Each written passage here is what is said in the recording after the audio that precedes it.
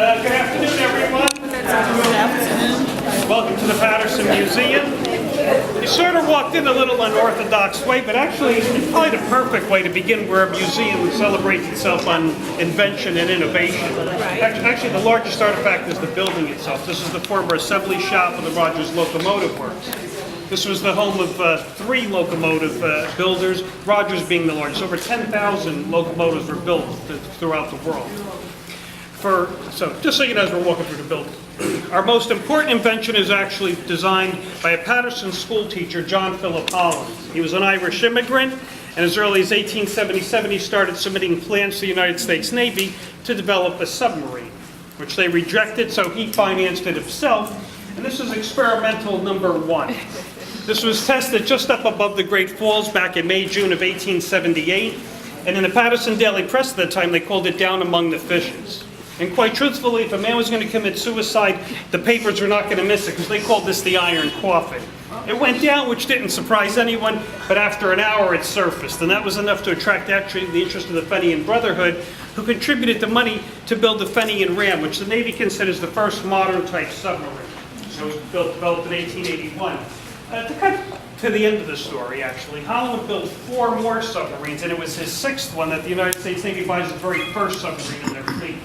It became the USS Holland, which was tested for a number of years. He left teaching. He was a math and music teacher at St. John's Parochial School, and he established the John Holland Torpedo Company, which would later develop into the Electric Boat Company. They would merge, and it's the oldest division of General Dynamics today, and it continues to build submarines for the United States. And of course, he worked with just about every country. Again, we're going to be covering industrial history, especially since Paterson on February 9, 1902.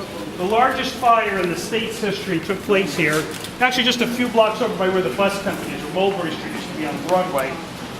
And it was a perfect night for a fire. It was 20 degrees out, wind was blowing 40, 50 miles an hour, it snowed the night before. Just an awful cold night. Fire started, the wind stoked it. It would wipe out 28 blocks of Paterson. The only buildings that would stand were the City Hall, which was completely gutted, and the bank right next door. Those were the 2 buildings. Everything else was leveled all around. Took out the business district. And the Market Street Methodist Episcopal Church was left standing. That church, unfortunately, was torn down in the 60s to make room for other buildings. But that was the greatest fire, unfortunately. We do get some great firsts. We also get some other firsts we don't. This is the first steam fire engine in the city's history. And both of these are hand-drawn. They weren't like the horses that you would, pulling. They didn't have horses actually until 1884, about 20 years later, because the city didn't want to pay for teamsters. But to be honest, the fire department, the volunteers didn't want it either, because it would take about 18 guys to move this. If you had horses, then you only have 1 driver, you don't need as many dead men, and then the volunteers would probably have to go home and listen to their wives and work around the house. Where you can say, I got to be in the firehouse to save the city just in case. We don't feel that way anymore, do we? You sure? We're walking, of course, with the textiles. 1/3 of our exhibition space is dedicated to the Silk City. Paterson's known as the Silk City. The very first successful spinning of silk onto bobbins took place here in the spring-winter of 1839-1840, and was accomplished by John Ryle, who was originally from Macclesfield, England. And it's really Macclesfield, England, between 1850 and about 1870, around 15,000 people would emigrate and relocate mostly to Paterson. And they really started a real silk industry. We were cotton initially in the 1790s, but by, again, 1840, the first silk for sewing threads was our first production, and then it just expanded from there. The very first silk machine, however, was brought by Christopher Colt. Sam Colt, the inventor of the firearm, the gun that won the West. Well, their father from Hartford actually had a small silk concern, so young Christopher thought he could do that here, but he couldn't get it running. And it was really George Murray, who was 80 years old at the time, looking for a new way to make more money, essentially. And he liked the textile industry, but he didn't know how to get it running. And he met John Ryle, and he brought John Ryle here. And John Ryle would establish the silk industry, which would later become the Lyon of the New World, especially for jacquard weaving. Jacquard weaving actually starts here about 1872.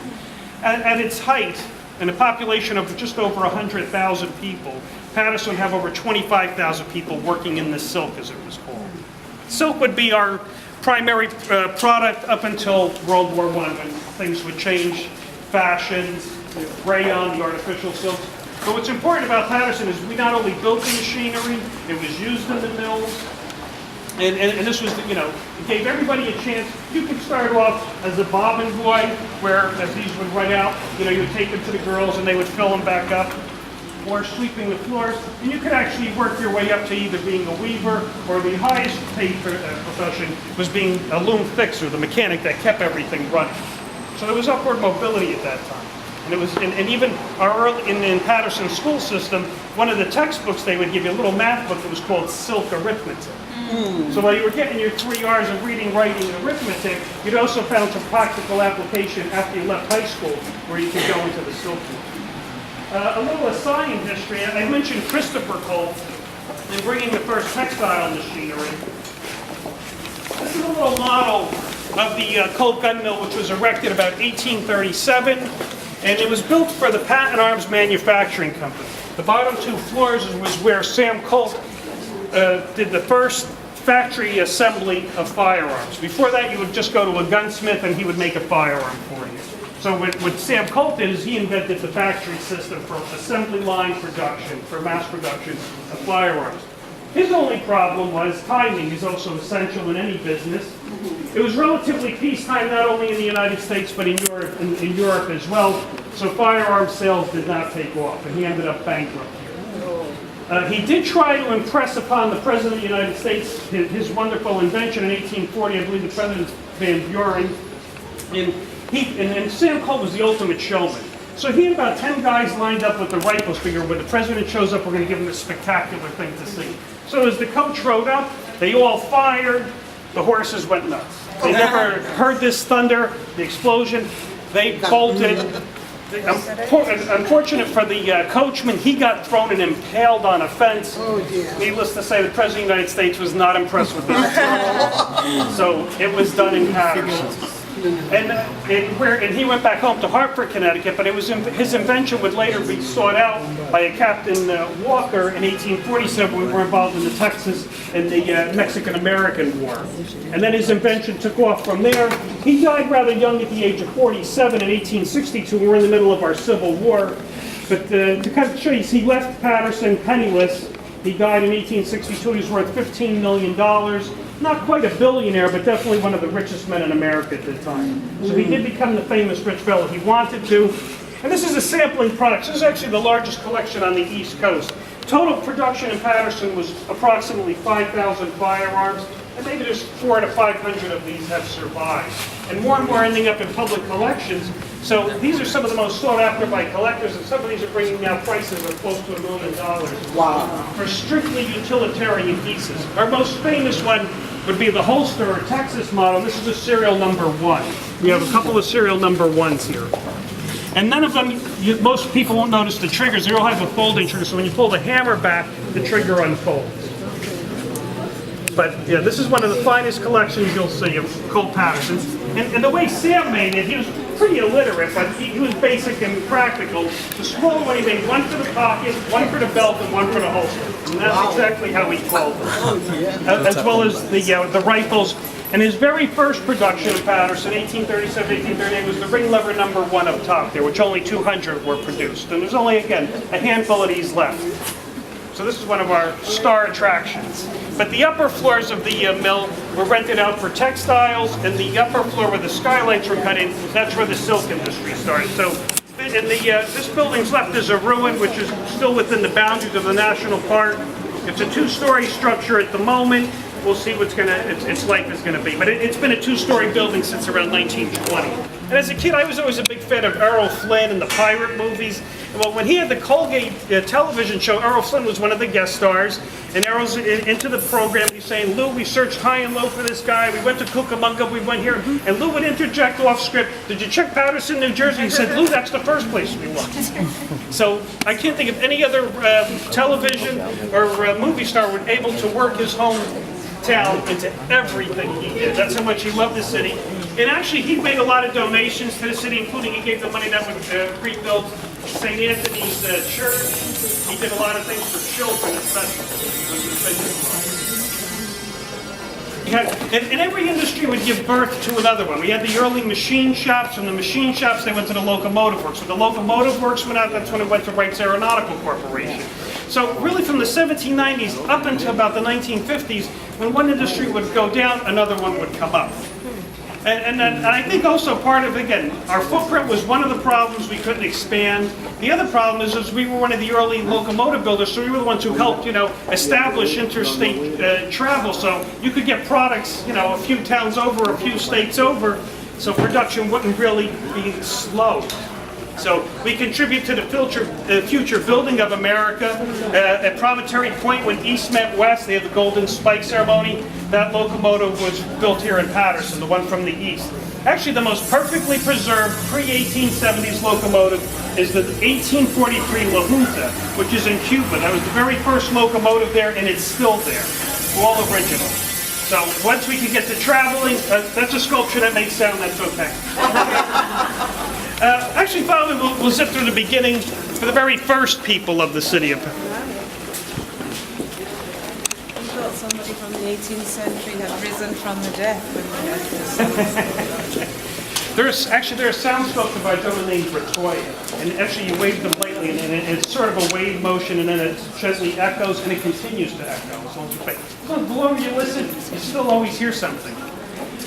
The indigenous people, or the American Indians of this area, are the Lenape people. Actually, the very first, the Paleo Indians, as they were called, would have been here about 10,000 years ago. Once the last ice age ended here about 15,000 years ago. So 15,000 years ago, there would be about 100 feet of ice above our heads. 10,000 years as it's receding is when the first peoples arrive here. But the first organized tribes that lasted up into the contact period when white man came here would have been the Lenape. We own about 10,000 artifacts, mostly stone implements, and primarily you'd find like the axe heads. For 20 years, I always tried to get someone who could build a shaft, because of course these would just rot and disintegrate. I finally got a school teacher, a retired school teacher. He put the first handles onto the axes. He made a complete dugout canoe, including how they would dig out to, build the canoes. He went to a full-size wigwam. He found descendants of the Lenape to build clothing. And actually, come November 13th, we'll have our third annual American Indian Festival, which is a partnership with the national parks. More or less where Paterson is would be right here on the map. This is a Lenape-Hogan, and this would be the range of the Lenape, pretty much as far as you could walk.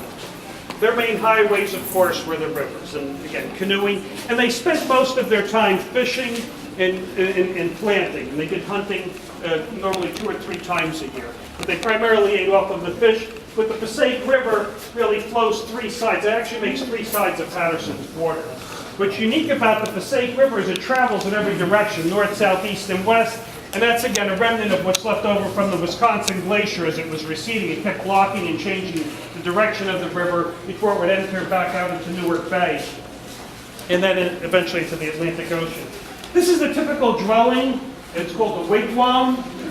We always have to tell kids they didn't have teepees in Paterson like the Saints Indians, Yeah, and actually they're made from tree bark, dogwood, and you'd have a fire inside. There's actually river reed. You could use a light in here. Actually, there's a window on the other side. You get a better looking. And actually, these were more efficient than the colonial houses, which were just wood and drafting. There's this one insulation area that they would wrap it all with river reed, would put a nice warm barrier in here. And if it did get too cold, they would throw either blankets or skins on top. The only thing that's not original, and this is where we had help with the 3D class from William Paterson University, was to build tree bark. More than 1 or 2 times we tried to stop bugs from coming out of the tree bark. We sprayed it with every known pesticide. A week or 2 later, things would start crawling. So somebody got the idea to use paper mache.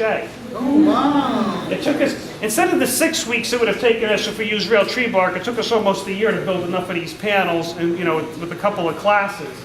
But the one college student really pinned it right when he said, "Look at this, we're taking old newspapers and turning them back into trees." So this is perfect.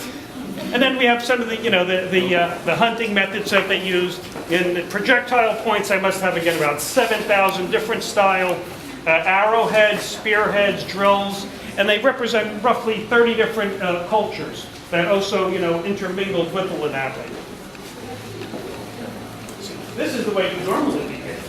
And then we fall into the Society for Establishing Useful Manufacturers in the 1790s.